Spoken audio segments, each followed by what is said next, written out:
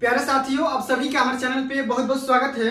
दोस्तों, आज के इस वीडियो के माध्यम से क्लास 10th मैथमेटिक्स एनसीईआरटी का चौथा चैप्टर द्विघात समीकरण के बारे में स्टडी करेंगे, जो कि बोर्ड के पेपर के लिए सबसे ज्यादा अति महत्वपूर्ण होने वाला है। प्यारे साथियों, इस वीडियो के अंतर्गत हम ये जानेंगे कि द्विघात समीकरण क्या होता है। उसके बाद हम इसके स्टैंडर्ड फॉर्म यानी कि इसके व्यापक रूप के बारे में स्टडी करेंगे।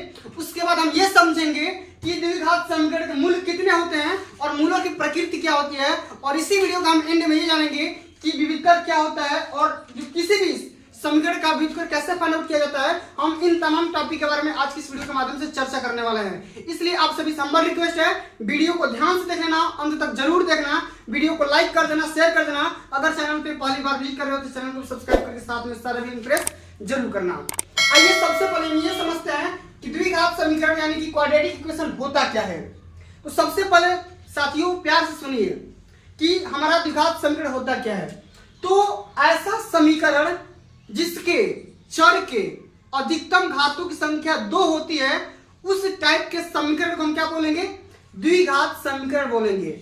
मतलब ऐसा कोई समीकरण जिसके चर की जो मैक्सिमम पावर होती है, घात होती है, जो घातांक होता है, वो मैक्सिमम 2 होना चाहिए। और उन तमाम सारे जो भी उस टाइप के इक्वेशन होते हैं, उन सभी इक्वेशन को हम क्या बोलेंगे? द्विघात समीकरण बोलेंगे। जैसे मैं यहाँ पे एक समीकरण लिखना चाहूंगा, ठीक है, तो इसका मैं अगर कोई भी लिखना चाहूंगा तो यह हो जाएगा 2x² plus 3x minus 10 is equal to 0।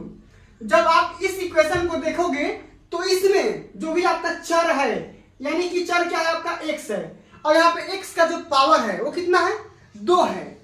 ठीक है, मैक्सिमम जो पावर है वो क्या है? 2 है। और यहाँ हम आगे चलेंगे तो यहाँ पावर क्या है? 1 है। तो इन सभी ये पूरे टोटल इक्वेशन में जो x का जो पावर है वो कितना होना चाहिए? 2 होना चाहिए। और इन सभी प्रकार के जितने भी टाइप के इक्वेशन होंगे, उन सभी इक्वेशन को हम क्या बोलेंगे? द्विघात समीकरण बोलेंगे। समझ में आ गया? चलिए आगे हम बात करेंगे। एक बात और कंडीशन होती है कि इसका व्यापक रूप यानी कि इसका स्टैंडर्ड फॉर्म क्या होता है। इन सभी चीजों को समझिए ध्यान से। तो किसी भी द्विघात समीकरण का जो व्यापक रूप होता है वो होता है ax² plus bx plus c is equal to 0। क्या होता है? ax² plus bx plus c is equal to 0। अब यहां पे बात ये समझना है आपको कि a, b और c ये तीनों क्या है। ठीक है, तो यहां पे देखो a, b एंड c तीनों क्या है? ये है अचर। क्या है? अचर है।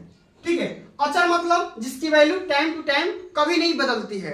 ठीक है, अब यहाँ पे चर क्या होगा? x हमारा चर हो जाएगा। क्या होगा? x हमारा क्या हो जाएगा? चर हो जाएगा। और हम यहाँ पे एक बात और नोटिस कर रहे हैं कि जो x का पावर है वो कितना है?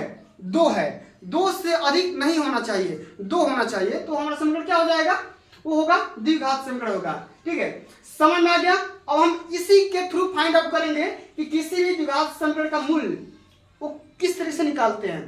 ठीक है, तो किसी भी द्विघात समीकरण अगर समीकरण कैसा होगा? द्विघात टाइप का होगा। मतलब चर की अधिकतम घातों की संख्या कितनी होनी चाहिए? 2 होनी चाहिए। तो उस टाइप के समीकरण का जो मूल होंगे वो 2 होंगे। क्या होंगे? 2। और मूल हमारा एक होता है अल्फा मान लेते हैं, और दूसरा का मूल हम मान लेते हैं बीटा। ठीक है, एक होता है अल्फा और दूसरा होता है बीटा।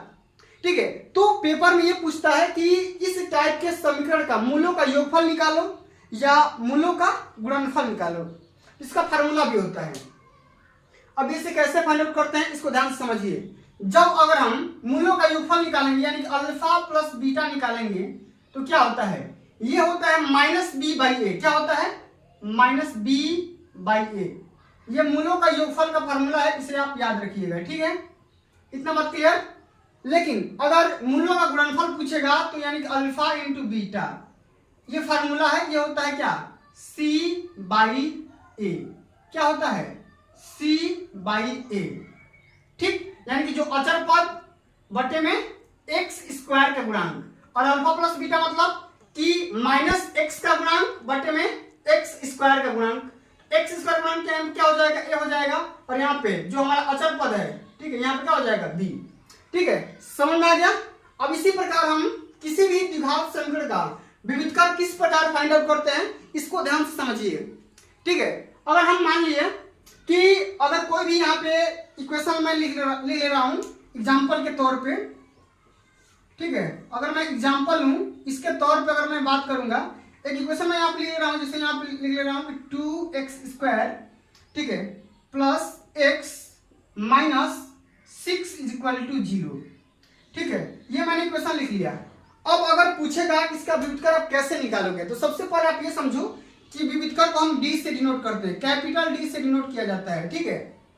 अब इसका विविधकर कैसे निकलेगा, तो विविधकर का सूत्र होता है डी बराबर, ये आपकी पूछेगा, डी बराबर होता है b² - 4ac। क्या होता है, डी बराबर होता है b² - 4ac, इतना बात।